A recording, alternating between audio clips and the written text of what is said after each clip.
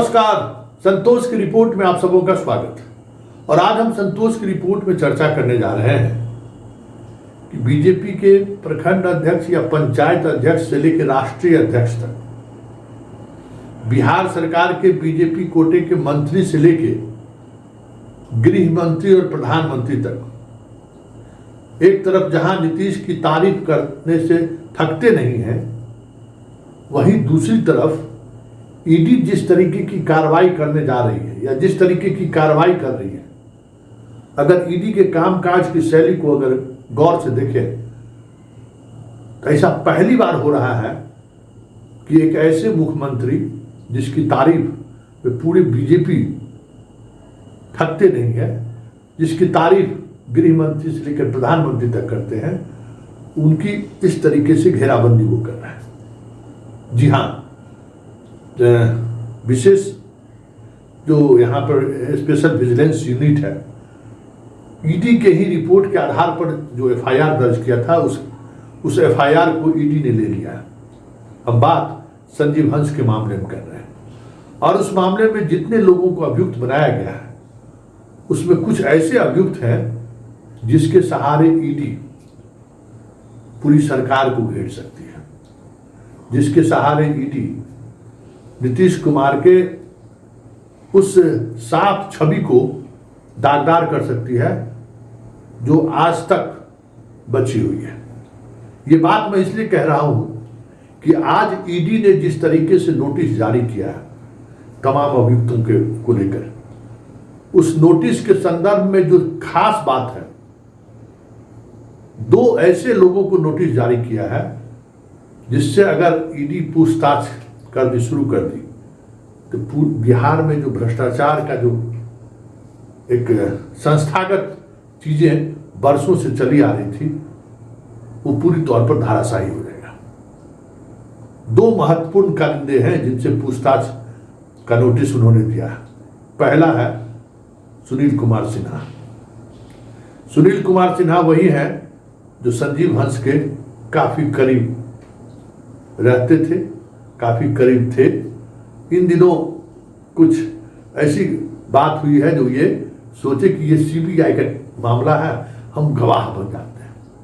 इन्होंने सारी बातें ईडी को बता दी, लेकिन जितना भी तरीके का ट्रांजैक्शन हुआ है, वो ट्रांजैक्शन कहीं न कहीं सुनील सिन्हा के बैंक खाते के सहारे हुआ है, या हवाले का जो कारोबार हुआ है, उस कारोबार में भी सुनील कुमार सिन्हा की बड़ी भूमिका है। चाहे वो जो वकील है जो कहता है कि संजीव हंस का ही बेटा मेरे पास है, उसको भी 2 करोड़ रुपए की जो राशि पहुंचाई गई है, उसमें भी सुनील सिन्हा की बहुत बड़ी भूमिका है। तो ऐसे में सुनील सिन्हा पर अगर दबिश ईडी ने बढ़ाई तो फिर दीपक कुमार के लिए मुश्किलें बढ़ सकती हैं, क्योंकि दीपक कुमार से भी उनका बहुत ही अंतरंग रिश्ता है और उस रिश्ते को लेकर सरेआम चर्चा है।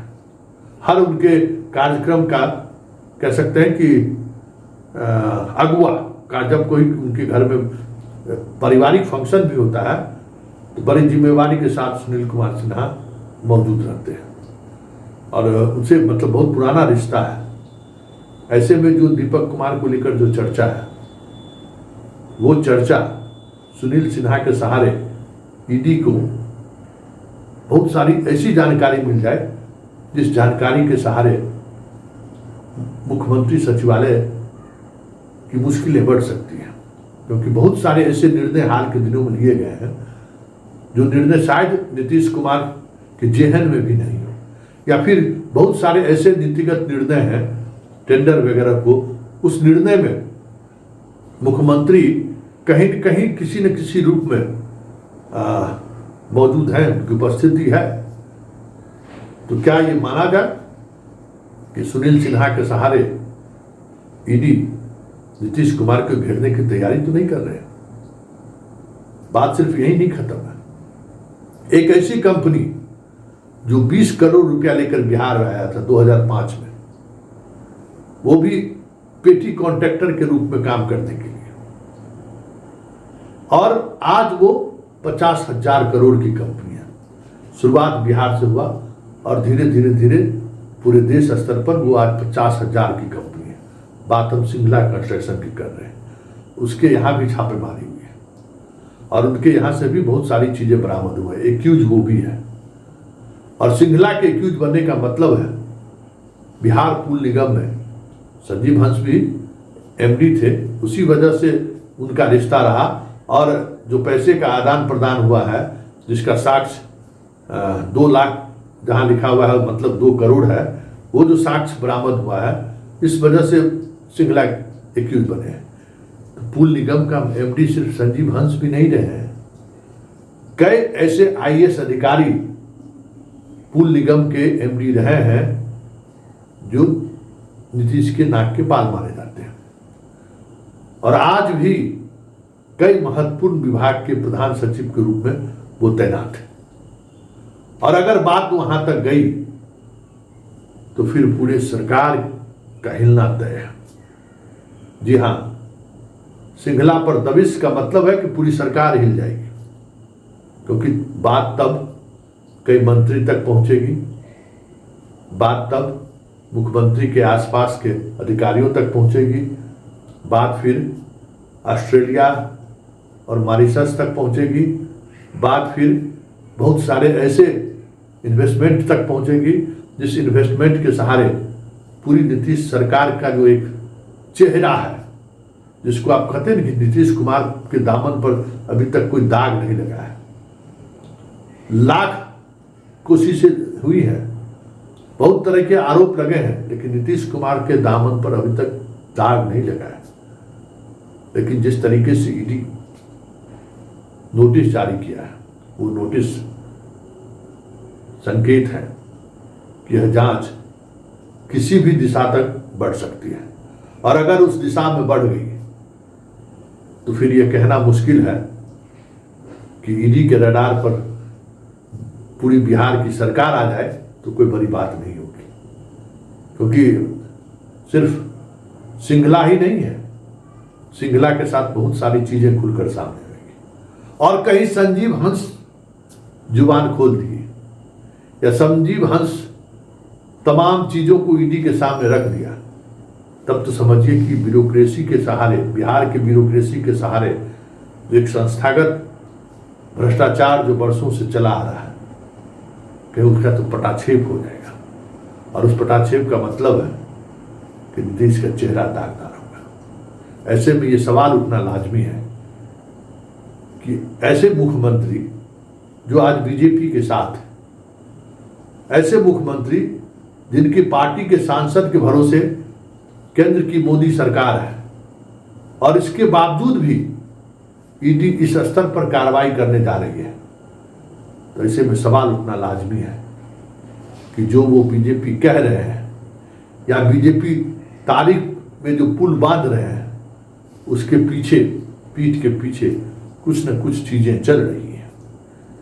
ऐसे में आने वाले समय में बिहार की पूरी राजनीतिक फिजा बदल जाए तो कोई बड़ी बात नहीं होगी, क्योंकि आज का जो ईडी का जो एक्शन है, वो एक्शन दिखा रहा है कि बगैर दिल्ली के सहमति का ईडी का जो काम करने का तरीका अभी तक जो पब्लिक डोमेन में है, कि बगैर अनुमति का ईडी पंख भी नहीं फरवराता है। नोटिस जारी करना तो बहुत बड़ी बात है। और जिस तरीके से लगातार इस केस में ईडी के कई अधिकारी लगे हुए हैं, ये भी समझने की बात है। इस केस में ईडी के कई अधिकारी लगे हुए हैं। और याद होगा कि कुछ दिन पहले एक यहाँ पे बिल्डर के यहाँ भी छापामारी हुई है, 2 बिल्डर के यहाँ छापामारी हुई है। एक दो बिल्डर हैं जिनका रिश्ता कहा जा रहा है कि उसी गैंग ऑफ जो आईएएस लॉबी है, उस लॉबी से बहुत बेहतर रिश्ता रहा है और बहुत सारे इन्वेस्टमेंट की बात आ रही है। उस पर भी एफआईआर ईडी दर्ज कर दिया। तो आखिर ईडी बगैर इशारे का इस हद तक नहीं पहुंच सकता है। और अगर इशारा है तो फिर सोच लीजिए कि खेला होगा, और खेला किस स्तर पर होगा वो ईडी के एक्शन से साफ पता चल रहा है। पता नहीं इस सियासत को क्या कहा जाए कि तारीफ के पीछे खंजर लेकर खड़े होने की बात जो सामने आ रही है, इसे आप कौन सी राजनीति कहेंगे? चलिए, यही राजनीति है और इसी राजनीति को समझने की जरूरत है कि समय के साथ साथ चीजें चलती हैं, लेकिन सियासत भी चलती रहती है। सहमात का खेल भी चलता है और उसके साथ वो सारी चीजें भी चलती हैं जिसके सहारे भविष्य की राजनीति साधी जाती है। तो कहीं ईडी के सहारे बिहार के भविष्य की राजनीति साधने की कोशिश तो नहीं हो रही है? बड़ा सवाल है, जरा आप भी सोचिए, गौर फरमाइए।